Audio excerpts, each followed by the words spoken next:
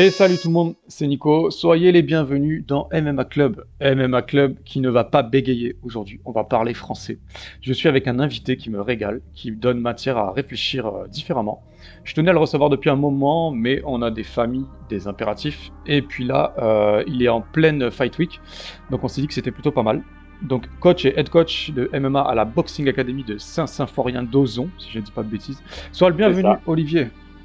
Bonjour à vous, merci à toi de l'invitation. C'est cool. Voilà. C'est cool, c'est C'est cool. vrai que ça faisait un petit moment qu'on avait prévu ça, mais la famille, les impératifs, ça fait Ouais, que ouais, bah, on a repris, puis voilà, on a un peu de temps, on en profite. ouais. C'est vraiment cool. Ça va, t'es posé, t'es relax? Ouais, relax, c'est bon, j'ai fait les petits, là, ils sont en train de me laisser un peu près tranquille. Je suis en Ouais, train de finir mes sacs pour demain, les game plans, les cahiers, tout ce que tu veux. Et yes. puis, Je vais t'expliquer comment je me suis intéressé à toi. Premièrement, j'ai navigué au calme sur Internet, je sweepais l'actualité, je suis susceptible de m'intéresser. Ton profil m'a interpellé pour différentes raisons. Parce que des head coach sur Instagram, enfin, t'as compris quoi. On peut en il y en a rencontrer des millions. 100, voilà, c'est pas le... Mais il y a eu un petit truc, voilà. Il y a eu ta façon transparente et authentique de présenter les choses. C'est-à-dire que quand c'est pas beau, t'essayes pas d'embellir. Voilà. Le gros respect et la confiance qu'il semble y avoir avec tes combattants, c'est quelque chose qui se dégage. J'imagine que c'est dans beaucoup de salles comme ça, mais quand même, c'est là. Et alors, le point qui me semble le plus personnel, j'imagine que c'est parce que je me reconnais un peu là-dedans, tu es très inspirant. La simplicité et la facilité avec laquelle tu exprimes de l'amour aux membres de ta famille. Donc je me suis dit, s'il y a un mec avec qui on va parler de l'envers du décor ou de ce que ça englobe de positif hein, ou de négatif, de Ouais, bien manière sûr. franche et sincère, c'est Olivier. Voilà, c'est comme ça que tu as retenu mon attention. Bah, c'est gentil, merci à toi. Pour tout ce qui est famille, moi, j'ai un socle qui est ultra solide et je la remercie tous les jours. C'est ma femme, c'est mon épouse. Parce que j'en étais voir de toutes les couleurs, un truc de dingue. Et puis, elle a toujours été là, elle m'a toujours soutenu dans mes erreurs, dans ma force. Et en fait, voilà, moi, c'est mes gosses, ma femme, certains amis. Parce que des amis, t'en as des millions, hein, tu regardes Internet. Moi, j'ai plein de potes. Antoine, le patron de le boss, hein, j'appelle le boss, c'est le patron de la Boxing Academy, il est venu me chercher, il m'a dit oui, il y a un projet. Et le mec, il m'a soutenu, quoi. Le mec, il m'a dit allez, feu, on y va. Première question toute simple, hein. Oui. Désolé, hein, elle est un peu banale, mais comment t'es devenu head coach? Ah. Alors ça, c'est une aventure qui remonte depuis. Alors moi, je viens du judo à la base, hein. Je viens du Ouais, judo, de la lutte, du sambo. ok, J'ai appris entre guillemets à boxer.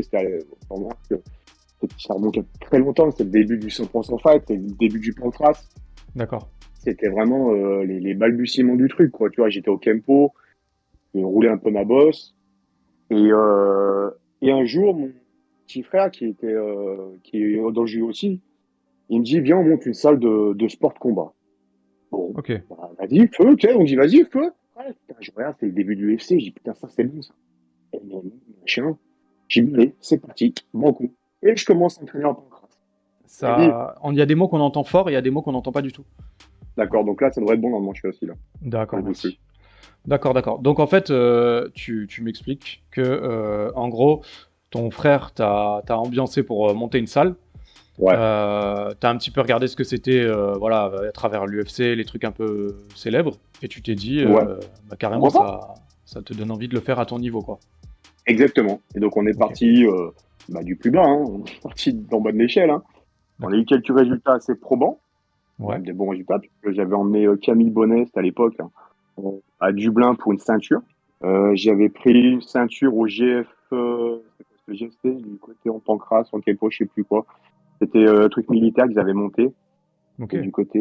Donc, tu vois, on avait déjà des bons résultats. Bon, après, on s'est séparés, on a arrêté la salle, parce que bon, c'était un peu compliqué. Le début, c'était vraiment compliqué. Ouais. Et puis, j'ai rebondi de droite à gauche, et à un moment, je te dis, on est venu me chercher il y a 3-4 ans avant le Covid, avant tous ces trucs-là. Ouais. Ouais, ouais. Ouais, j'ai vu Et il quatre m'a cinq dit, ans. allez, feu. J'ai vu que tu avais Ouais, relancé la voilà, machine. tu vois. Voilà. Et il y a Ok. 4 ans, en fait, j'ai relancé la machine. Mais après une grosse Ok. réflexion, je te cache pas que c'était une très grosse réflexion quand même. C'est-à-dire que tu as douté? Ouais, tu doutes, hein, j'ai fait une période où j'avais sorti complètement du circuit. D'accord. Pour raison perso, j'étais sorti du circuit D'accord. complètement. Je voulais plus en entendre parler, je voulais plus de MMA, je voulais plus rien. Et Ok. puis, je regardais, ça me faisait rire parce que moi, j'ai toujours l'œil extérieur. Il refuse. Ah putain, je t'entends mal, ça fait chier. Et là, tu m'entends mieux là? Là, pour l'instant, je t'entends très bien. Voilà, Eh ben, écoute, je suis dehors. Regarde, je vais me mettre au soleil. Ça ira très bien. ok, nickel. Donc tu me disais que tu as été contacté par plusieurs Ouais, salles et que ça t'a ouais. fait réfléchir à l'idée de revenir dans le game. Alors, ouais, ça m'a fait réfléchir. Ça valorise, hein, parce que ça veut dire qu'en fait, les mecs qui pensent toujours à toi, en bien ou en mal, comme je dis, hein, en bien ou en mal, ils pensent toujours à toi. Donc, Hmm, les mecs pensaient à moi. Et je me posais des questions, pourquoi pas? Après, je disais non, trop de problèmes, trop de machin, je voulais plus. Et puis Antoine est venu me voir, il m'a dit, écoute, voilà, j'ai un projet, réfléchis-y, si ça te branche, on y va. J'ai ok, réfléchi, je me dis, bah allez, banco. Au début, je te dis franchement, je voulais pas de compétiteurs. d'accord. Au début, j'ai dit, je pars sans compétiteurs, trop de soucis, trop de je veux pas de compétiteurs. Et puis en fait, bah, les Ok. compétiteurs sont venus à moi. Ouais, ouais, bah puis après, on peut pas renier sa nature, peut-être que c'est un petit peu en toi aussi. Ouais, ouais, j'aime Il ça. y a C'est ça. malheureux à dire, Ouais, mais j'aime ça. Ouais, j'aime. c'est malheureux à dire. Ouais, non, mais c'est vrai, tu sais que ça va te poser quelques soucis, tu sais que tu vas y laisser des neurones, mais t'aimes, Ouais, c'est une sensation je que t'aimes. comprends. Comment tu t'y prends pour organiser un combat ou booker un athlète de ta salle sur une carte? Et en fait, c'est un peu de la stratégie, de la géopolitique. Alors, en plus, on est dans l'air du temps, tu vois. Ouais. Euh, le MMA, en fait, français, n'a pas spécialement évolué. Les combattants d'hier sont les organisateurs d'aujourd'hui. Hmm, Et comme à l'étranger. Donc, en fait, c'est un roulement. Moi, les mecs avec qui je combattais ou que je voyais sur les galas, maintenant, c'est eux qui organisent les galas. Donc, j'ai une hmm, facilité à discuter avec eux, parce qu'ils me connaissent. Donc, en fait, on passe pas par quatre chemins. Après, j'ai un manager. Je travaille avec la BR Management en Allemagne. ouais. Donc, tu vois, Un moi, lui, il me Albanais, je trouve des crois, hein, combats. qui contrôle ça. Hein? C'est l'Albanais, là, qui est un Albanais C'est qui gère ça. exactement Aber Bellégui qui Ouais. contrôle ça. Et en fait, le feeling, il est passé tout de suite. On discute de la tête. Il me dit, écoute, Olivier, il y a cette organisation qui veut intégrer. On discute, on voit les athlètes. Puis à côté, j'ai mon réseau, j'ai un gros réseau parallèle. Les mecs me contactent et avec qui je fonctionne, quoi. D'accord. Donc, je rappelle quand même que c'est pas des organisations de merde, hein. L'autre fois, j'ai Non, regardé sur Internet, les tarifs, les salles, on était d'accord pour dire que c'était du niveau Ares, mine de rien, pour situer les auditeurs. Donc, c'est déjà professionnel ou ça peut être même amateur, hein, parce que je crois que le Battle Arena, il me semble qu'il y a beaucoup d'amateurs dessus. Mais non. c'est organisé de façon très carrée, quoi. C'est hallucinant. Ouais, ouais. C'est hallucinant. Tu arrives, c'est du vrai pro. Tu sens qu'on passe dans une autre catégorie. Tu sens Ouais. que même le MMA a évolué, mais tu sens que quand tu es dans ces organisations, moi, je tiens à préciser, quand nous, on a fait l'EMC, donc, et le GMC qu'on fait là, c'est les deux plus Ouais. grosses orgas allemandes. C'est là où les mecs du KSW, de l'Octagone, du UFC, Je t'entends pas super bien, hein. là, pourtant, je bouge pas une oreille. Attends, je vais essayer d'enlever les écouteurs. Donc on a enlevé les écouteurs, on est parti sur le micro du Sur du normal. téléphone. C'est On va ça. voir si c'est mieux. Je vais te demander une explication concernant justement le MMA en France. J'ai Ouais, saisi une phrase que tu as déclarée sur Insta. ouais. Une phrase qui, à mes yeux, mérite une explication si tu me le permets. Donc, Bien sûr. tu as dit, le MMA français, quand les galas montent des combats amateurs d'un niveau digne d'un tournoi U7, un week-end de Pâques, et t'annonces ça en gala pro. Je vais mourir. Et après, des d'amateurs viendront avec des scores positifs pour avoir battu un tétard tétraplégique. Ouais. Bravo aux orgas pour ces escroqueries. Et oh là là, j'arrive pas. Bravo aux orgas de ces escroqueries. Et encore plus Ouais. félicitations aux coachs qui font gober ça à des gars. Belle crédibilité. Après, pour des gars comme nous, qui nous cassons le 1-1 pour avoir des Ouais. trucs qui tiennent la route. Ouais. C'est des phrases, donc je dis parce que c'est mon parler, hein, c'est mon phrasé. Ouais. Mais si tu prends le contexte, tout le monde, enfin tout le monde, tous ceux qui connaissent un peu les MMA le savent très bien. C'est pas d'aujourd'hui, ça se faisait déjà un peu en pancrasse. Maintenant, tu le vois. Je veux dire, quand tu vois des gars, tu vois des combats, mais je suis prêt à parier ma maison dessus sur le résultat. Et après, tu sais que c'est un combat amateur. Tu sais que c'est un combat amateur. Tu sais, je veux dire, c'est même pas un combat amateur. Le mec, il a découvert le MMA il y a 15 jours. Ou le pancras, il y a 15 jours. Et le mec, il va se faire flinguer. Donc le gars en face va dire putain, victoire. En plus, il a pas de chance. Le gars, l'autre, il prend le KO de la soirée. Le KO, il va faire Internet pendant 10 ans. Ouais, ils se prennent des highlights violents. Ils se font des highlights de schizophrène où les orgas, plus ça se gave dessus. Tu vois, des coups de genoux sautés, des bidules, des machins. Ouais. Le mec en face, il se fait ratiboiser. KO de la soirée, événement de ouf. Alors que si vraiment tu connais le MMA, ou le pancras, ou ce que tu veux, le Kempo, ou n'importe quoi, tu sais que c'est de la pipe. Ouais. Tu sais que ça vaut fifre. Mm. Et le gars en face, il revient, il dit ouais, putain, t'as vu, j'ai 1-0, je rentre dans le top 30 ou top 40, parce que maintenant, t'as vu, ça va super vite, la Ouais, tapologie. ça va vite. Et en fait, le mec, tu le regardes, tu te dis, mais t'es sérieux quand tu me parles là? Donc tu parlais déjà de choses qui sont télévisées et tout. Hein. Bah, télévisé, je crois que oui. Après, il y a des gars qui sont pas télévisés, où on voit les cartes sur Internet et tout ça. Ouais. Je fais des malaises. Je vais me permettre de te raconter de te dire une petite affaire. Je me permets, hein, soit c'est un petit truc qui n'était pas prévu, mais je préfère le dire pour que tu comprennes un peu le principe. Vas-y. Moi, j'avais proposé un combat il y a quelques temps. Un gars, il vient me voir. Il me dit, ouais, si tu veux, je suis chaud, machin, et tout ça. Je dis, c'est quoi cette histoire? Je le regarde, je le connaissais un petit peu de nom, mais sans plus. L'adversaire, il faut savoir que l'adversaire en face, il était à 6-1. D'accord? Donc, tu vois, on commence à discuter 6-1 polonais. Donc, tu vois, tu sais que tu commences à discuter dans du dur, là. Le mec est à 2 combats du KSW quand même. Ouais, c'est sérieux. C'est sérieux, on est sur une orga sérieuse. D'accord. Le mec, il vient me contacter, il me dit, ouais, je suis à 1-0, machin. J'ai dit, gros, tu sais, c'est chaud 1-0. Tu sais, je t'envoie à l'abattoir, là. Ouais, mon coach, il est au courant. Tu sais quoi? Moi, je te promets rien, je te propose, donne-moi les infos. Il me donne ses infos, 1-0, machin, ok, d'accord, tout va bien. Et je lui dis, mais ton 1-0, tu l'as pris où? Et là, je dirais pas le nom de leur gars, parce que voilà. Et il me sort un vieux gala, c'est un interclub le truc. D'accord. Et je lui dis, mais moi, je peux pas te présenter. Ce que je te dis là, c'est ni un mensonge, ni c'est une vérité. Tu pourrais aller regarder n'importe quel gala. Tu vois très bien que tu as les combats, ils sont pas déséquilibrés, c'est impossible. Ouais, c'est un massacre. Et donc, mais tu le sais très bien, je veux dire, c'est ça qui me fait rire, c'est l'hypocrisie. Parce que moi, je le dis, parce que je l'ai vécu, parce que je l'ai vu, parce que tu sais très bien, quand tu es coach, tu connais l'adversaire en face. Et quand tu vois le combattant, bah, tu dis j'emmène mon mec à l'abattoir. Alors, on va en parler justement de l'équation d'un bon match-up après. Je te garde ça de côté si tu me le permets. Bien sûr. Et en fait, tout ce que tu viens de dire, ça rejoint la réflexion que tu m'as fait l'autre fois sur Insta. Tu m'as dit, on parlait, tu sais, je demandais aux abonnés quel sujet ils voulaient aborder en podcast, et tu m'avais dit les arrangements de certaines orgas pour faire monter certains combats, quoi. Donc ça rejoint tout ce que tu viens de m'expliquer, en fait. Quelque part, oui. Quelque part, oui. Tu vois qu'il y a certaines orgas françaises et européennes, attention, hein, là, quand je parle pas que de la France, attention. Les autres orgas européennes, elles font exactement pareil. Elles prennent 2-3 gars, 2 gars ou une fille, un gars, ce que tu veux.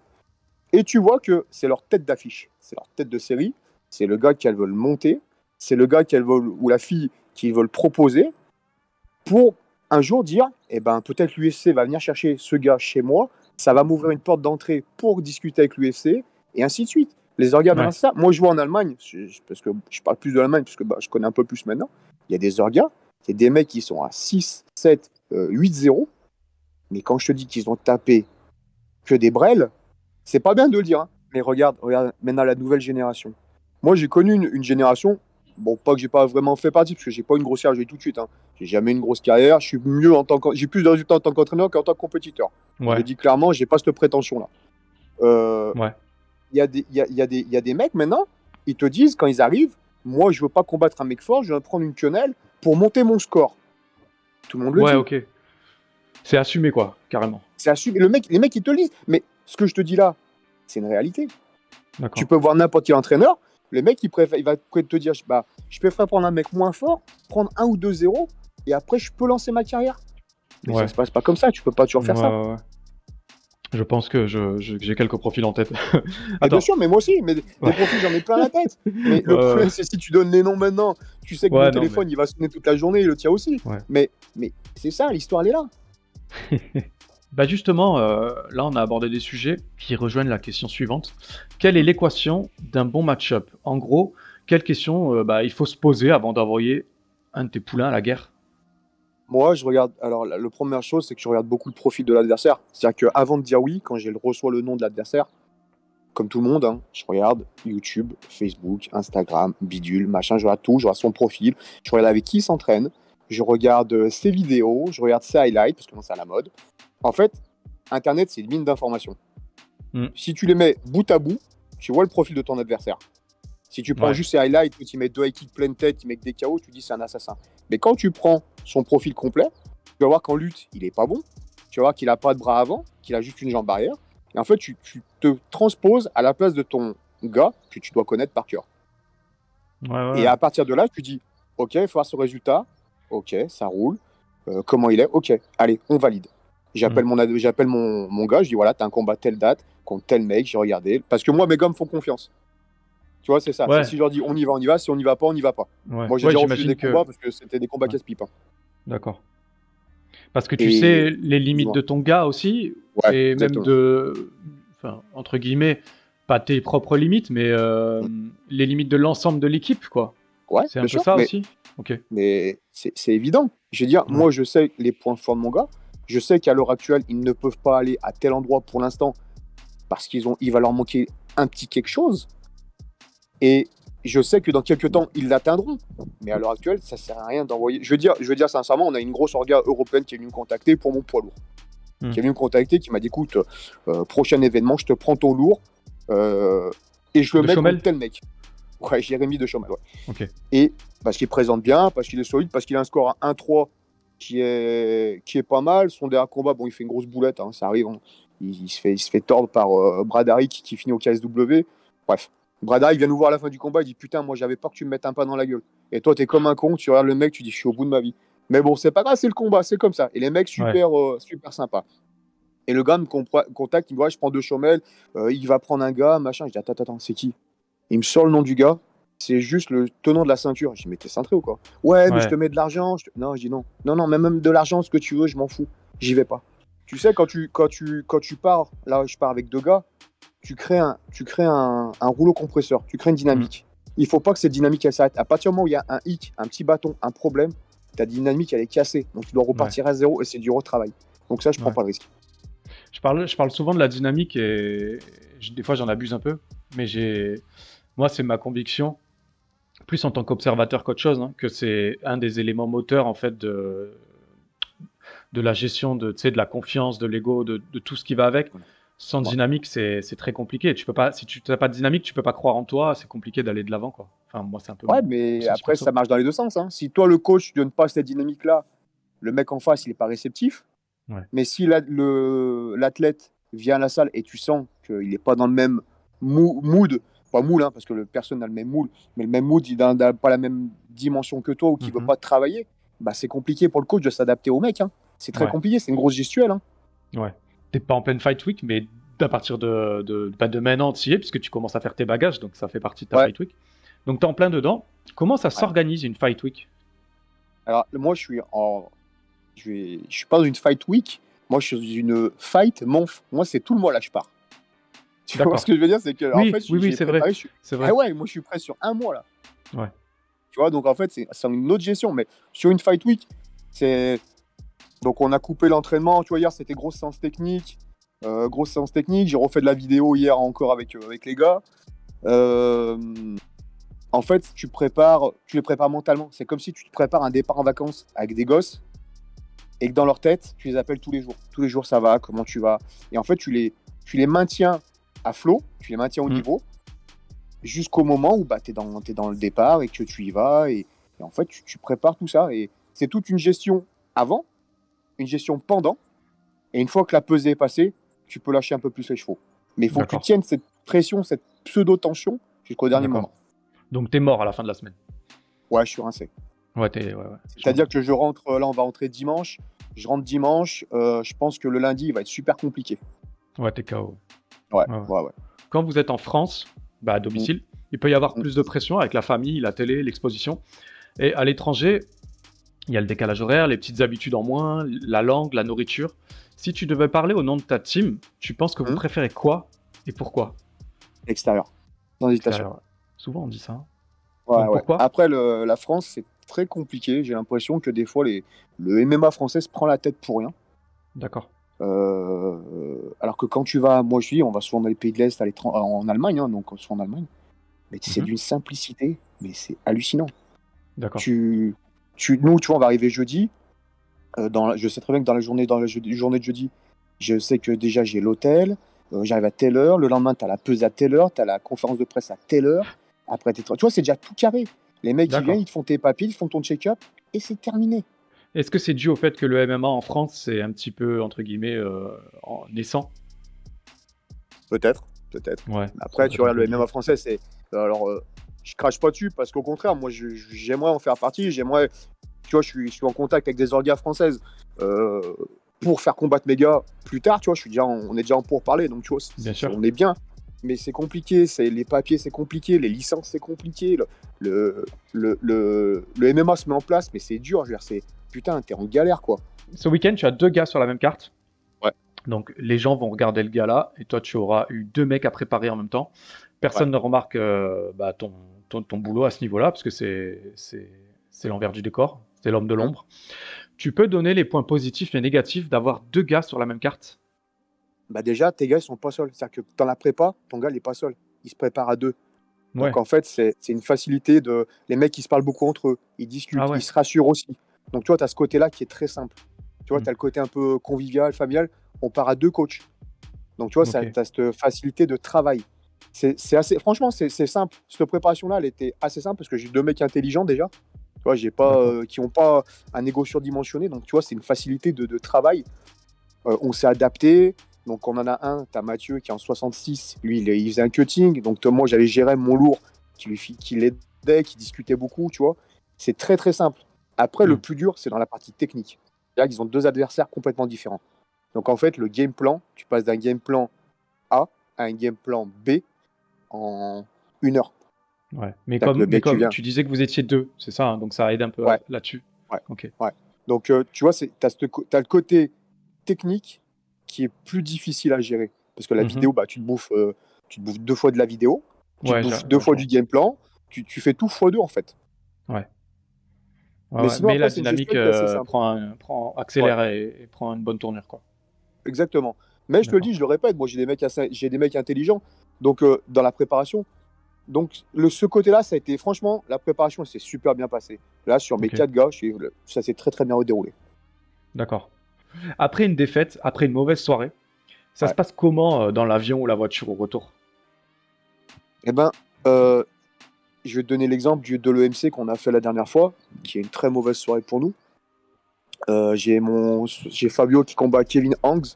Donc Fabio, c'est mon 70 kg. L'orga nous appelle, on devait combattre 70, tout était réglé, le game plan est réglé, tout est plié, hein, tout est propre. L'orga m'appelle 4 jours avant, et il me dit, ouais Olive, on a un problème, le mec en face, il est out, j'ai personne en 70. J'ai Fabio qui est en face de moi, qui me dit, putain, on fait comment? Je dis, bah là, je sais pas gros.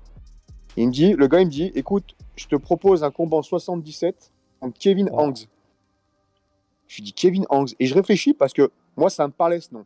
Ça disait quelque chose. C'était un top 5. C'était un top 5 allemand. Lutteur de ouf. Et je savais qu'il cutait comme un chien. Excuse-moi des termes. Il cutait comme un chien pour descendre à 77. Donc il était quoi, à 83, tu penses? Un truc comme ça? Alors je vais finir mon histoire. Il va falloir que tu restes assis parce que tu vas tomber par terre.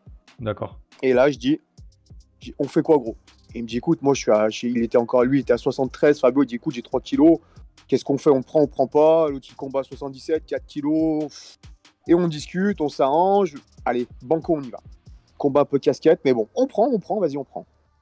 De l'autre côté, j'ai 2 Chomel qui affrontaient Bradaric. Munich Top Team. Combat prenable. Franchement, combat ultra prenable. Bref, on arrive. Fabio me fait 3 rounds de ouf contre Kevin Hanks. Il perd à la fin, à 20 secondes de la fin, il prend un vieux coup sur la tête, saignement, arrêt de l'arbitre.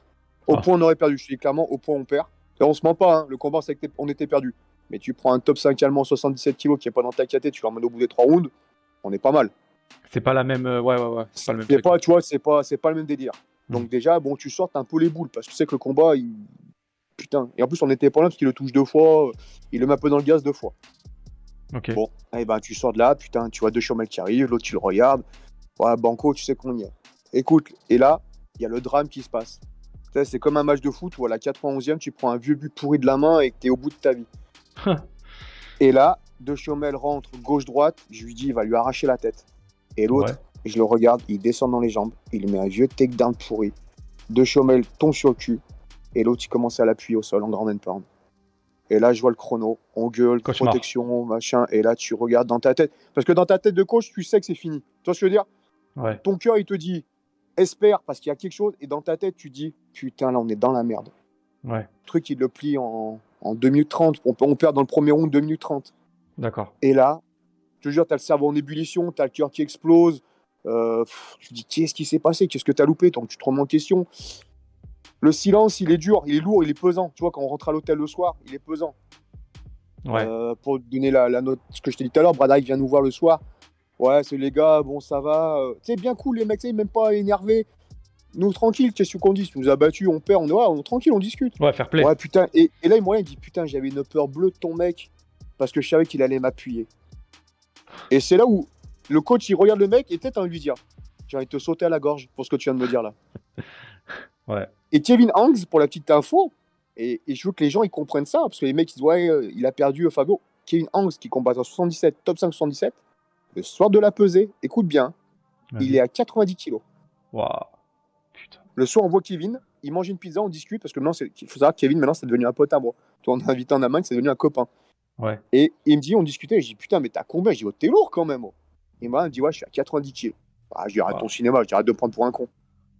Il me dit, bah tiens, viens, on prend la balance. Il monte sur la balance, 90 kilos. Il avait fait un cut, je dis, mais t'es à cintré. Et il rigolait. Ah, mais après, il fait ça toute l'année pour sa santé, c'est pas bon. Hein. Bah là, regarde maintenant les combats qu'il fait. Je crois qu'il est en 77 très lourd, ou je crois qu'il est monté en 84, ou un truc comme ça, où il combat quasiment plus. Tu vois, il est en catchweight à chaque fois, 80 kilos, tu vois. Ouais, mais voilà, mais le retour est dur. Le retour est dur mentalement. Ouais. Donc en fait, ce qu'on fait, c'est qu'on fait un débrief la semaine d'après, on se retrouve à Toulon, on discute, nos erreurs, nos trucs, nos machins. Et après, bah, je te dis, après, il faut remettre la machine en marche, recommencer doucement, repartir, et ainsi de suite. Ok. Ça m'ouvre la porte au côté psychologique de ton rôle.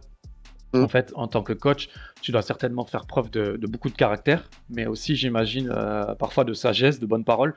Quand tu es avec tes gars, qu'est-ce qui est le plus dur à gérer? Je pense notamment à l'ego, la sensibilité, il y a les introvertis, il y a les gentils. L'ego du combattant. Ouais. L'ego du combattant, il est dévastateur. Moi, tu vois, j'ai la chance, entre guillemets, d'avoir 4 compétiteurs. Je te l'annonce que des fois, même s'ils sont potes, tu sens que dans certains échanges, ça tape dur, tu vois. D'accord. Après, tu as le gars qui... C'est l'ego, cet ego-là, c'est l'ego du compétiteur. De toute façon, un combattant, il a besoin d'avoir un ego. C'est obligatoire, hein, sinon il n'est pas compétiteur. Les mecs, c'est dur de dire, je rentre tout seul dans la cage, mais c'est une équipe qui me prépare, qui m'aide.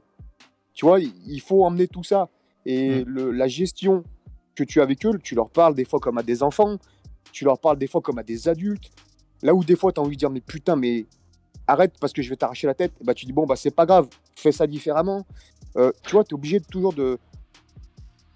toujours nuancer. Tu peux nuancer. Ouais. Bon, des fois, tu mets le coup de poing sur la table. Hein. Des fois, tu dis, c'est bon, arrête tes conneries, maintenant tu viens, t'as arrêté ta merde. Mais tu es obligé de nuancer, tu es obligé. Et je te dis, c'est l'ego du combattant qui est le plus dur à gérer. D'accord. Pourquoi lui il a ça? Pourquoi moi j'ai pas? Pourquoi tu l'as pris à la patte 10 minutes de plus? Pourquoi? Tu vois ce que je veux dire, c'est sur des choses aussi banales, quoi. Mais quand les mecs sont en période de compétition, quand les mecs ils vont combattre et qu'entre guillemets ils lancent leur carrière ou ils jouent leur carrière, les mecs c'est pas des dents qu'ils ont, c'est des pieds jaloux.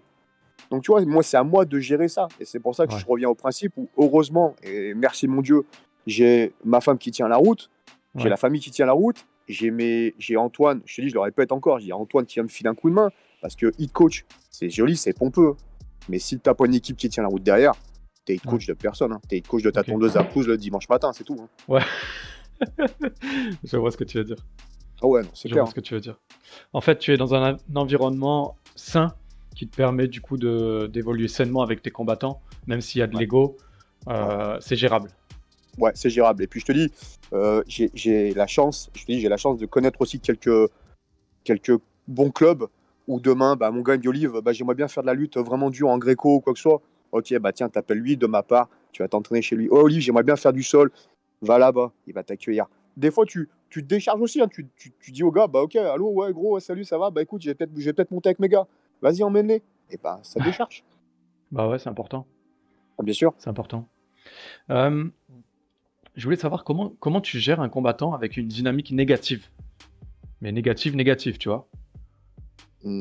C'est-à-dire au niveau du score? Bah en plein doute, après une mauvaise série, ouais, tu vois. Bah c'est dur, parce qu'en fait, faut pas le laisser tout seul. Faut pas le laisser tout seul, faut qu'il le ramener doucement à la salle. Parce qu'il y a des mecs, et ben, il vient de perdre, ou comme tu dis, il est dans le négatif dur. Et ben là, qu'est-ce qu'il dit? Bah, il dit, bah ouais, bah c'est bon, moi ça me saoule, je reviens pas, je vais aller faire des churros, ou tu vois, les mecs qui craquent. Donc Ouais. là, c'est là où tu lui dis, écoute, ouais, ça va, gros, code 9, ouais, tu fais quoi, tu passes à la salle? Ouais, non, j'ai pas trop envie. Non, mais passe, j'ai un truc à te montrer, ou viens voir, regarde, on a trouvé une nouvelle machine, ou putain, j'ai un gamin, vas-y, viens voir. Et en fait, petit à petit, tu le remets. Ouais, allô, gros, comment tu vas? Ouais, ça va, bon, on se voit. Ouais, non, j'ai pas trop envie. Bah attends, t'es où? À tel endroit, attends, bouge pas, je passe, on va boire un café. Ouais. En fait, hors de la salle, t'es aussi dans ton rôle. T'es obligé, t'es Ouais. obligé. Et il faut Ouais, pas ouais, oublier ouais. que les combattants d'aujourd'hui, c'est des, entre guillemets, hein, avec tout le respect que je leur dois, c'est des enfants, hein. C'est des mecs entre 20 et 30 ans, hein. Ouais. Tu vois, les cartes, ça Ouais, je pas. comprends. Quand tu vois des vieux briscards comme Gal Grimaud ou Yvan Sorel qui sont encore là, et force à eux, hein, franchement, Yvan c'est un très bon ami à moi. Mhm. Énorme, hein, avec tout ce qu'il fait, Yvan, hein. Et là, les mecs sont encore là, mais c'est des vieux, c'est des briscards. Il y a Ouais. plus de. La vieille génération, elle n'existe plus. Tu vois, la génération Sorel, ouais, bah, Sorel, Grimaud, il y a qui encore? Tous les anciens Parisiens qui combattaient. Sur Lyon, t'avais qui à l'époque? T'avais Merad, Benchora et tout ça. Les mecs qui combattent plus, ça y est, c'est fini. Cette Mm. génération, elle n'existe plus. Donc maintenant, c'est une génération de jeunes qui arrive. Ouais. Avec des nouveaux codes aussi. Avec des nouveaux codes qui sont Ouais. difficiles. Ouais, c'est pas les notes, c'est surtout ça. Ah, c'est pas les nôtres, faut que tu Ouais. t'adaptes. Ils pensent que le MMA, c'est comme au foot maintenant. Les mecs, tu les vois, Mm. ils sont déjà. Tu les vois, les mecs, tu les vois arriver. Alors, soit ils sont habillés UFC des pieds à la tête, hein. Ils ont été sur le site que tout le monde connaît bien, ils s'en sont mis pour 500 balles dans la gueule. Et parce qu'ils pensent que le MMA c'est simple, ils prennent 2 pralines et puis ils reviennent plus. Donc ça c'est Ouais. compliqué à gérer. T'as les genoux qui pensent que le MMA, parce qu'ils voient tous les Tchétchènes réussir, à s'entraîner et tout ça. Ouais, moi je vais faire comme lui, je vais faire de la lutte. Non, mais grand, t'as 20 ans, donc la lutte, t'as déjà au moins 10 ans de retard, quoi. Ouais. Donc il faut travailler. Donc ça, ils comprennent pas. La discipline, ils comprennent pas. Ils pensent que le MMA c'est de la bagarre. Mais le MMA c'est la discipline. Ouais. Tu penses que ça amène une génération un peu moins talentueuse ou besogneuse? Plus agressive. Plus agressive? Une génération plus agressive dans le combat, je pense, hein. C'est Mhm. mon avis, ce que je te dis, c'est mon avis, attention, hein. Je pense à une génération euh, plus talentueuse, mais moins travailleuse. D'accord. Plus Toi, je te laisse avec observatrice peut-être aussi? Exactement. Alors, je suis désolé parce que, pour être tout à fait honnête, je me suis focus sur toi, ton rôle, ton travail. J'ai pas Ouais, vraiment eu le temps de me concentrer à fond sur tes combattants. Je sais que ouais, là, tu as 4 ou 5 quatre échéances importantes pour ton team. Enfin, 3,5 parce ouais, que là, tu as 2 combattants sur la même carte. ouais, 3,5, ouais, ouais. Tu peux nous vendre un peu tout ça? Ouais, bien sûr, avec plaisir. Le GMC, donc là, cette semaine, le GMC, donc avec Jérémy Dechaumel et Mathieu Gréco. Donc, Mathieu Gréco, c'est un peu notre rookie. C'est le Ouais, mec qui est arrivé, qui venait d'un autre club de Lyon, qui s'est lancé, qui a dit je vais y aller. 66, un peu combattant de ça à la McGregor, c'est un peu large, tu vois. Très rapide, besogneux, très besogneux. ouais, Lui, par contre, il bosse, tu vois. Lui, c'est vrai qu'il bosse. Là, il est en plein cutting. Belle anglaise, il travaille bien le sol. La liaison de boussole, elle va être un peu difficile, mais c'est très très bien, tu vois, c'est assez linéaire. C'est un bon profil, un bon gars. Je pense que s'il travaille bien là, il a un gros combat, hein. Là, il prend un Albanais. C'est un gros d'accord. combat, c'est un bon combat, hein. C'est un gros striker en face, c'est pas mal, hein. Pour un C'est le premier 5 OGMC, c'est mars. pas mal. Le 5 mars. Euh, Et je me permets, il cut de fou, Vas-y. non? Il a, si je te dis pas de bêtises, je crois qu'il a. Moi, j'ai pas de langue de bois, tu vois. Moi, il a 4-5 kilos de cut. Ouais. Ok, bon, ça va. Donc, c'est rien, C'est tu vois, pas... 4-5 kilos. Enfin, c'est rien, façon de parler, quoi. Il a pesé, elle est vendredi matin. Donc, vendredi matin, après, tu peux le réhydrater tranquillement jusqu'au samedi, tu vois. C'est pas la fin du Ouais. monde non plus. Parce qu'il a Tu tapé vois, les 60 kilos aussi. ouais, mais là, il y a très longtemps, ça. Ah, d'accord, ok, ok. Donc Ça, il a c'est pris en ça, c'est quand volume. il était jeune. Ça, c'était quand Ouais, il ok, était jeune, ok, ok. jeune et beau, là. D'accord, d'accord. Bon, bah, j'ai un Donc, tu peu vois, plus là, il a observé 5. que ce que je pensais finalement. Ouais, non, D'accord. là, ouais, 5 kills de cut, ouais, 66, 60. Ouais, c'est ça, 5 kills Ok, de cut. Ouais, voilà. ok. Jérémy Oui. Deschamel, notre poids lourd, qui est là, hein, 1-3. Dernier combat, je te dis, il perd sur une erreur parce que bon, bah, le game plan, peut-être j'ai fait une erreur dans le game plan, bref. Là, il prend un gros.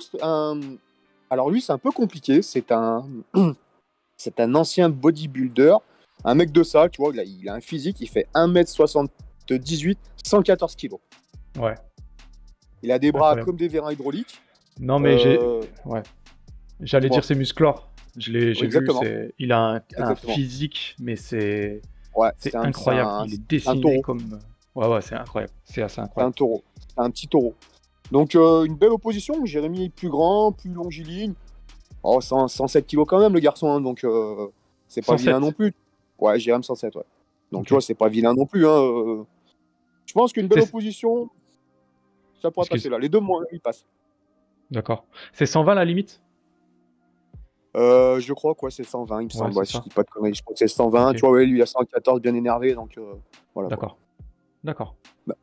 Donc tu vois, là, ça va être une belle mise en œuvre. Je pense que si je te dis pas de bêtises, après sur le coach qui parle, machin, les deux sont largement prenables. Ouais, vraiment. Après, je peux me tromper, attention, l'erreur est humaine. Ensuite, on enchaîne avec le 13 mars, Mohamed Souma. Ok. Qui va combattre au LFL en Hollande. Qui affronte un ancien mec du K1. Très bon boxeur. Le mec en face, bon boxeur, très bon boxeur. Ouais. Lutte moyen. Au sol, j'ai pas trop vu, parce que les mecs ils montent pas trop, au bout d'un moment. Mohamed, très ancien du Glory, ancien dans les prélims du Glory. Ouais. Très gros striker, très gros striker. On lui a fait bosser à bloc, la lutte et le sol. Donc logiquement, on verra. Hein, c'est pareil. Hein. Ça peut se faire. La jambe noire, putain, elle fait mal. Hein, je te jure qu'il fait mal, attention. Ça laisse tomber. Okay. Et puis voilà, gros mental. Donc c'est pas mal. Franchement, c'est pas mal. Ça va être un bel affrontement pour son premier combat. Et puis ensuite, on a Fabio Sgama qui combattra le 19 au Battle Arena en Angleterre. Ouais. Donc contre Will Jones. Hein? Ça va être bouillant. Ouais. Premier retour du Battle Arena en pro. Grosse salle, j'ai vu à peu près. Ouais. Ça va vraiment être pas mal. Je pense grosse soirée. Je crois que si je fais pas de bêtises, je crois qu'il y a une vingtaine de combats. Ouais. Et il y a donc, je sais pas qui vont commencer. En championne de France de MMA amateur, tu sais, qui combat aussi sur la carte. Tu vois, j'ai même donc, pas. Je pense que ça va aussi. Oui, je l'ai même pas regardé. Ouais, ça peut être pas mal. Donc lui, il affronte Will Jones, qui est ceinture violette ou marron JJB. Le mec a pris la ceinture amateur avant le Covid, tu vois, donc il tient la ceinture amateur. Le mec est beaucoup plus grand que Fabio. Vraiment, tu sens vraiment JJB grappleur, tu vois. Tu sens qu'il a ça dans le sang. Ouais. Donc Fabio est prêt, tu vois. Fabio est plus que prêt. Je pense que c'est à l'heure actuelle peut-être le plus complet sur mes 4. C'est des beaux galas, c'est des beaux combats, tu vois. C'est pas des combats pièges, c'est pas des combats où on est sûr de gagner. On sait que ça va se battre. Après, c'est des MMA. Donc on verra. D'accord. Tu vois, Alex Tekena me disait qu'en France, il fallait un tas de papiers, un tas d'examens médicaux, surtout qu'en plus elle fait du diabète, voilà, etc. En Hollande et en Allemagne, là où tu vas, que ce soit en amateur ou en pro, même ailleurs, hein, dans des plus grosses orgas, est-ce que c'est toujours aussi exigeant? Est-ce qu'il y a des grosses différences entre ramener un combattant dans une petite orga ou une grosse orga? Alors, concrètement, moi, on m'a contacté pour faire combattre mes gars en France, je suis sur 2-3 orgas. Ouais. Donc, on est dans les pourparlers, Les papiers qu'ils demandent, au bout d'un moment, tu te dis, c'est l'UFC, mais au Texas. Tu vois, tu as l'impression que tu te dis, mais de quoi tu me parles au bout d'un moment? Ils te demandent des papiers. Ouais, c'est trop. Hormis les licences des combattants, ce que je comprends tout à fait, hormis qu'il faut que les coachs ils ont des licences, ce que je comprends, mais il faut qu'ils aient ci, il faut qu'ils aient ça, l'autre il faut qu'il ait un fond d'œil, limite ils vont te demander son livret de famille, la date de naissance de sa mère et ça. Au bout d'un moment, c'est trop, tu vois. Tu vas en Allemagne, je te donne l'exemple de l'Allemagne, et j'arrive, donc j'ai les tests sanguins, ce qui est normal. Moi je garde toujours les papiers de mes gars, donc j'ai un fond d'œil, papier sanguin, le truc du Covid, est terminé. Okay. Et donc voilà, salut, ça va, il te donne ton bracelet de coach, ton ticket, conférence de presse, machin, et voilà, c'est réglé. Il n'y a qu'en France où tu t'hallucines. Ok, ouais, ça va peut-être s'assouplir un peu. J'aimerais bien, ça serait cool, franchement, ça serait vraiment cool. C'est un frein, pour toi de combattre en France ce genre de merde? Alors, sur le principe, je te dis non, parce que tout le monde va faire ses papiers, tu vois, comme tous les combattants ils font tous leurs papiers. Mais putain, je te dis, moi, ce qui me casse vraiment la tête, ce qui me fait vraiment chier, entre guillemets, c'est quand un mec comme moi, ou comme d'autres, attention, hein, je suis pas tout seul dans ce cas-là, ça fait 10 ans qu'on est sur le circuit, à peu près, hein, grosso modo. Tout le monde nous connaît, on connaît tout le monde. Salut, ça va. Et là, ils te disent, tu vas passer un grade de ceinture verte ou je sais plus quoi, qui va te donner l'autorisation de pouvoir passer l'examen pour pouvoir entraîner. Ouais, lourd. À un moment donné, t'estimes que ta légitimité sur la durée, elle est suffisante, quoi. Ouais, mais alors sans me jeter une fleur, sans dire moi, non, mais je le dis dans le sens, c'est pas dans le sens péjoratif. Absolument. Je pense, je vais te dire sincèrement, je pense que la Fédé devrait regarder par exemple, les Français qui sortent à l'étranger, hein, il n'y en a pas des millions. Hein. Tu regardes les mecs et tu leur dis, tu regardes les coachs. Je fais une bêtise, demain que le truc du MMA, il m'appelle, il dit Olivier, voilà, on a vu que tu sortais coach. Est-ce que peut-être tu veux passer en accéléré? Je sais pas, tu vois, je sais pas, j'imagine, là, j'invente. Hein. Est-ce que tu passes en accéléré? Est-ce que tu veux qu'on se voie? Est-ce qu'on peut discuter pour passer les diplômes, pour machin? Oui, ok. Là, tu peux faire avancer la chose parce que nous, regarde les mecs, les Schiavo, ça fait 20 ans, plus de 20 ans. Moi, avant, quand je suis arrivé, c'était déjà là, c'était mes coachs. Enfin, surtout James. Les mecs, ils ont dû repasser les diplômes quasiment. Mais t'es sérieux ou quoi? Mais t'es sérieux, tu vas dire, mais tu te fous de ma gueule, Nicourt et tout ça, tous ces mecs-là, ils ont dû repasser les diplômes pour pouvoir coacher. Non, mais tu vas dire, mais vous êtes sérieux, les mecs? Les mecs, ils ont inventé le MMA. Le MMA en France, c'est eux. C'est pas Lopez, c'est eux. C'est assez incroyable, ça. C'est le pognon après aussi. C'est qu'ils sont obligés, tu regardes, hein, ça va vite, hein, ça chiffre vite, hein, l'histoire. Ouais, c'est ça. Puis c'est aussi la culture en France, le diplôme avant l'expérience. Voilà. Ouais, mais je pense que les étrangers, ils sont encore 10 ans d'avance sur nous, quoi. Ouais. Alors, j'ai une petite question personnelle. Oui. Quand tu rentres à la maison avec toute cette énergie, ces souvenirs, c'est des émotions aussi qui doivent un peu déborder, tu vois. Comment tu arrives à gérer ça avec ta famille? Parce que c'est toujours difficile de vivre des choses fortes en décalé avec les gens qui partagent nos vies. Ouais, c'est pas simple. Et puis moi, le souci, c'est que je suis pas un grand communicant dans le sens où je garde beaucoup des émotions, qu'elles soient négatives ou positives. Toi, j'en garde beaucoup quand même. Donc je sais que c'est pas simple. Donc quand je rentre à la maison, je discute un peu avec ma femme. Alors que ça s'est passé comment? Je lui explique en gros. J'essaie de lui retranscrire, mais c'est pas simple parce qu'elle est pas dans le milieu du MMA forcément. Voilà. Et puis après, t'arrives à la maison, t'es tout de suite dans le bain. Les enfants, ils en ont rien à foutre que tu sois parti coacher Pierre-Paul Jacques à l'autre bout du monde. Eux, ils veulent, c'est papa, ça va? Ouais, tu m'as ramené un petit cadeau? Ouais. Et puis après, voilà, ils discutent avec toi, ils en ont rien à foutre. Pour eux, c'est passé crème. Donc en fait, ton émotion, tu la gardes. Non, mais tu vois, la réalité d'un coach, c'est ça en fait. Mais oui, non, mais je me vois dans d'autres choses de la vie à travers ce que tu dis, quoi, clairement. C'est pas Instagram où le mec, tu vois, ouais, salut chérie, ils font des grosses photos et tout ça. Non, ça arrive, et tu fais à manger, tu poses ton sac, tu discutes. Alors, c'est passé comment? Tu donnes les cadeaux au petit. Et voilà, et tu vas pas lui expliquer que, je te dis une bêtise, hein, que l'autre, la pesée, s'est mis à poil parce que il était pas au poids, que tu te donnes une serviette parce que ça, elle s'en fout complètement de ta femme en fait. Ouais. Sur le principe. Tu vois ce que je veux dire? Non, mais c'est vrai, elle s'en tape complet. Ouais. Donc tu vas aller à la salle, tu vas rediscuter, et c'est des émotions. C'est des émotions que tu peux essayer de retranscrire quand tu vas faire Instagram, quand tu vas prendre des photos, tu vas les mettre. C'est des trucs que tu peux essayer de retranscrire. D'accord. En faisant du réel. Parce que en mettant des filtres, des cœurs, des bidules, des machins, ça sert à rien. D'accord. Ça reste un petit peu avec tes gars du gym, quoi. Ouais, voilà. Ouais. Ok. Est-ce que tu peux nous raconter une petite histoire, une petite anecdote sympa, un truc à toi? Alors, vu que c'est ma première interview avec toi, peut-être une autre, je te ferai une anecdote trash, ça fera rigoler. Là, je vais te faire une anecdote, Ouais, un petit truc sympa. Un jour, j'étais en Italie, et j'ai un ami qui me dit, putain, Olive, tu t'es en MMA, toi? Ouais, il me dit, on part, judo, sambo, balu. Ouais, je dis, moi, j'entraîne un petit peu, tu sais. J'entraîne, parce que tu veux pas trop te vendre à l'étranger, parce que tu sais jamais s'ils vont te mitonner, enfin, tu sais pas trop. Et je dis, ouais, j'entraîne, moi je fais du sambo, on regarde un petit peu 2-3 trucs. Il me dit, putain, moi j'ai mon pote, il a un club de MMA. Ouais, il me dit, il combat un peu à l'étranger, viens, il va préparer un combat, il va venir il a besoin de sparring et tout ça. Bon, sur le coup, je dis, vas-y, feu, tu sais, allez, on y va, vas-y, banco. J'arrive, putain, je regarde la salle, je dis, Zob, je la connais cette salle. C'est la salle à Sakara. Donc là, déjà, tu dis, oulala. Donc je rentre et donc Sakara est là, il prépare un combat et en fait tu comprends que tu vas pas servir de sparring, tu vas servir de viande. Ouais, tu vas te faire ouais. Voilà, donc bref, maintenant que j'y suis, j'y reste, on rigole. Et moi, j'étais en Italie, j'ai acheté un joli t-shirt de MMA justement de Sakara parce que j'ai kiffé beaucoup le personnage, je suis d'origine italienne donc j'adore. Et je vais au vestiaire, je me change, j'en discute, je sors, je vais au shot. Putain, je reviens, plus de t-shirt. Je rentre dans le vestiaire, plus de t-shirt. Et là, il y avait des Italiens, tout le monde, personne ne calcule. Et tu sais, quand t'es français, t'es con. Quand t'es lyonnais, t'es encore plus bête. Oh, c'est qui a pris mon t-shirt? Tout le mec qui me regarde, me dit, qu'est-ce qu'il a le français? Non, mais je dis, les gars, il est où mon t-shirt? Et là, je sors, short de MMA, torse-poil, je sors du vestiaire. Et là, je vois un mec qui sort du vestiaire d'à côté, avec un t-shirt, le même que le mien. C'est-à-dire, tu vois que le mec, il l'a sorti de l'emballage, c'est le même que le mien. Putain, je le regarde. Sa tête, elle me dit quelque chose à ce gars-là, tu vois, mais je calcule pas, tu sais, quand t'es débile, t'es débile. Je dis, excuse-moi, ton t-shirt, tu l'as eu où? Il dit, mon ami, il me l'a donné. Je dis, vas-y, arrête ta flûte, vas-y, c'est quoi cette histoire?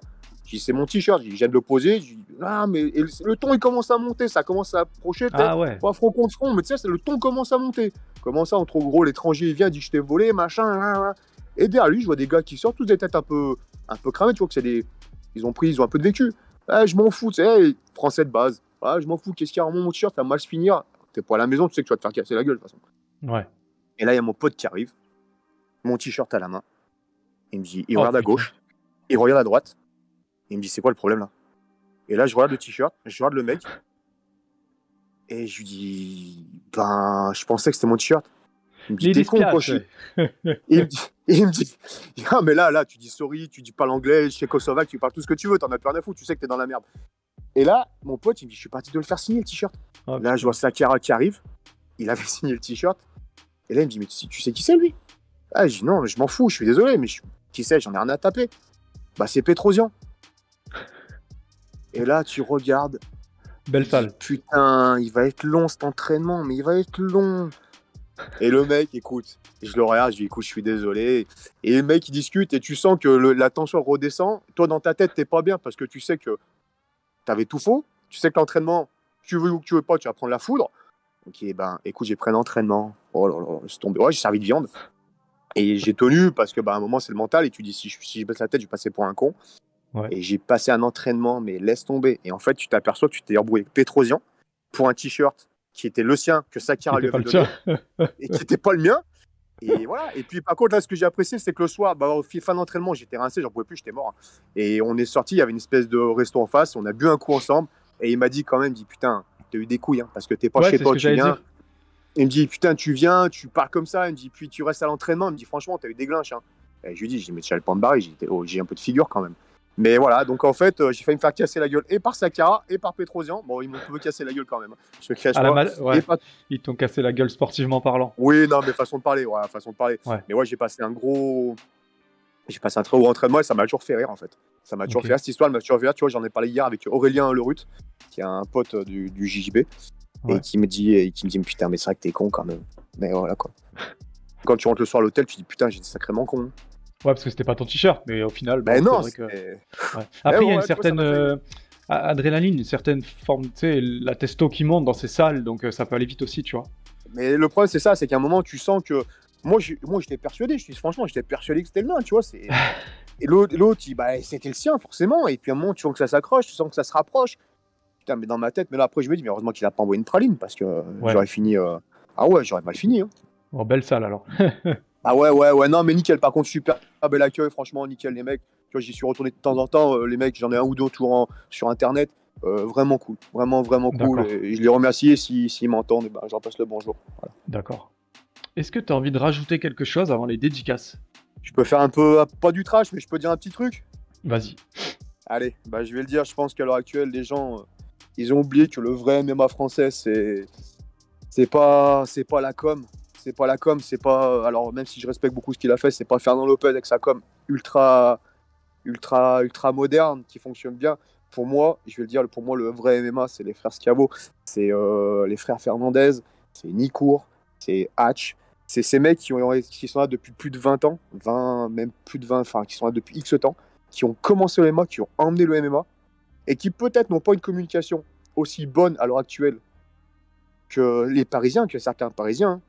Mais je tiens à préciser que pour moi, c'est eux le vrai MMA, parce que regarde, Schiavo, si je dis pas de conneries, il emmène encore un de ces mecs pour la ceinture amateur du Battle Arena, si je dis pas de conneries, ou un truc comme ça, ou du Cage Warrior, non, du Cage Warrior, la ceinture amateur du Cage Warrior. Tu vois, les mecs, ils sont encore là. Et c'est ça que moi, j'aimerais faire comprendre aux gens, que l'UFC moderne, le MMA moderne, c'est pas que de la com, c'est pas que des vidéos, c'est pas que des trucs de ouf. C'est ces mecs-là qui ont fait avancer le MMA et qui sont on leur doit quelque chose à ces mecs-là, on leur doit le respect. Et moi, c'est ça que je voulais dire, et c'est ça qui me tient beaucoup à cœur. Quand je vois tous les mecs maintenant qui courent après les Parisiens, ouais, Paris, ouais, Lopez, voici. Grand, Lopez, c'est bien, mais ta tête, il en a rien à foutre. Tu vois. Et c'est ces mecs-là, je te dis, moi, je suis fan de ces mecs-là qui n'ont jamais fait de bruit. Si tu prends les frères Schiavo, ils ont emmené le mec à l'UFC, ils ont fait l'UFC, ils ont tout fait, tout ce qui est possible, ils ont tout fait. Et là, tu prends Hatch avec Parnasse, il a la ceinture du KSW. Personne n'en a parlé, c'est passé crème. On en a parlé un petit peu. Tu sais ce que c'est là, prendre une ceinture au KSW, c'est un truc, c'est énorme. C'est énorme. Et voilà, ça, je voulais le dire, ça. Tu vois, ça me tenait à cœur, et je dis, bah tiens, je vais le dire. Ouais, mais c'est bien, c'est ça. Comme je te disais, ça fait réfléchir, ça ouvre des angles de vue. Et c'est. Moi, je le prends pas comme si c'était une provocation, je le prends comme si tu essayais de dire quelque chose de constructif pour faire réfléchir les gens. Et moi, c'est comme ça que je le reçois. Donc, je pense qu'il n'y a pas de souci, en fait. Moi, ce que je dis, c'est sans animosité, attention. Hein. J'ai énormément de respect pour Lopez, pour ce qu'il a fait, pour ce qu'il a construit, parce que le MMA moderne, c'est lui qui l'a construit à la base. Enfin, c'est lui qui l'a fait, là. Mais tout ce qu'il y a avant, Lopez, il est là parce que les Schiavo et tout ça ont fait ça. Voilà, ça, j'en suis persuadé, je resterai sur ma position. Mais après, on peut discuter de tout. Ouais. Ok, bah tu vois, le message est passé. Voilà. Et alors, t'es un ultra Lazial? Oui. Je suis fan de la Lazio. Ah, j'aime la Lazio, oui. Ouais, d'origine italienne, bon, donc j'ai beaucoup de famille en Italie, j'ai de la famille un peu à droite à gauche et de la famille à Rome. Et puis à Rome, il n'y a pas 50 clubs, hein, c'est soit Roma, soit Lazio. Bon, c'était Lazial, et puis on est parti Lazial. Et puis maintenant, je suis Lazial depuis un petit moment. Ouais. Ok. Et t'aimes les canoles? Bah, obligé. Mais j'ai quand même une préférence. Ouais, je suis très bouffe. Par contre, je suis vraiment un gros. Hein. Moi, c'est-à-dire que si je fais pas attention au poids, je suis vite une baleine. Ok. Putain, moi, je suis une putain de biscotte, quoi. C'est cool. Ouais, putain, t'as de la chance. Moi, je suis obligé de faire attention à ce que je bouffe. Là, ce temps-ci, je fais vraiment attention. Parce que bon, hormis la santé, ça fait du bien, mais ouais, si je mange trop, franchement, je suis une vache. Hein, c'est malheureux. Ah ouais, non, mais pas appeler un chat un chat. Hein. Les mecs qui ont fait des régimes, tu vois, je fais du régime, sans beau régime, je suis au régime. Au bout d'un moment, le corps, il dit stop. Donc, dès que tu es farci un petit peu, le corps, il garde tout. Et puis, je te dis, moi, je grossis, j'ai une facilité à grossir très vite. Donc, je fais gaffe, quoi. C'est dur, ça. Ma femme, elle est d'origine portugaise, donc t'imagines un peu les repas. Donc là, on n'est plus dans le même délire. Hein. Ah ouais. C'est un peu du lourd. Hein. Ouais, ça se fait plaisir. Ah ouais. C'est le mot. Olivier, est-ce que tu as des dédicaces? Tout le monde a des dédicaces. Tout le monde, bien sûr que j'en ai. Moi, je vais. C'est même pas des dédicaces, c'est des remerciements. C'est pas pareil, parce que dédicaces, tu peux le faire vitesse. Un remerciement profond et un vrai remerciement. Déjà, ma famille, à ma famille qui m'ont soutenu, je te dis, c'est très important pour moi. À ma femme qui a accepté beaucoup de choses, voilà, surtout à elle. Ensuite, à Antoine, le patron de la SSO qui m'a redonné le goût du MMA. Je vais remercier également tous ceux qui me font confiance à l'heure actuelle, qui me donnent l'opportunité de travailler, qui m'ont contacté pour les orgas. Je vais remercier Yvan Sorel d'être toujours mon pote depuis 20 ans qu'on se connaît, Mourad Buffer, je vais remercier les frères Schiavo pour ce qu'ils ont fait. Je remercie, j'arrête de remercier du monde, même mes compétiteurs, mes combattants, Jérémy de Chomeltiela, Fabio Sgama, Fabio Pinca, tu vois, qui j'ai eu récemment une discussion. Je remercie tous ces mecs-là, je remercie tous ceux qui m'ont soutenu, tous ces mecs avec qui on peut discuter. Je remercie même ceux qui m'aiment pas, parce que c'est grâce à eux que j'avance. Moi, je les aime, ces mecs-là. C'est mes stars. C'est mes stars. J'adore ça, moi. Les mecs qui m'aiment pas, je les aime plus que tout, parce que c'est grâce à eux que j'avance. Et ma phrase préférée, je la répète, c'est que tu m'aimes ou que tu m'aimes pas, au final, tu parles de moi. Et ça, j'aime. Ok. Merci à toi de ton accueil, de ton approche, de cette interview. Merci pour tout. Franchement, ça me fait plaisir. Cool. Ouais, moi aussi, ça me fait plaisir. Bon, alors, mes petites dédicaces, tu sais que j'adore ça. J'y tiens, les dédicaces. Dédicace à ta team, la Boxing Academy de Saint-Symphorien-d'Ozon. Dédicace à tes combattants, ta famille, et dédicace à toi. Garde la santé, l'amour et le plaisir de faire ce que tu fais. Dédicace à la Squadra Azzurra. Dédicace à Lyon. Dédicace à Lyon, tout le monde me dit Lyon, la plus belle ville de France. Je suis jamais allé, donc voilà, c'est à planifier. Je te le dis devant tout le monde, quand tu viens à Lyon, tu m'appelles, t'es mon invité, je te ferai découvrir Lyon. Vas-y, c'est cool ça, c'est cool. Ça sera enregistré. Dédicace au BA International Management qui a l'air de faire un super taf. Ouais, énorme. Voilà. Énorme. Olivier, merci infiniment d'avoir pris le temps de passer par là, nous donner des détails de vie d'un head coach, d'un homme.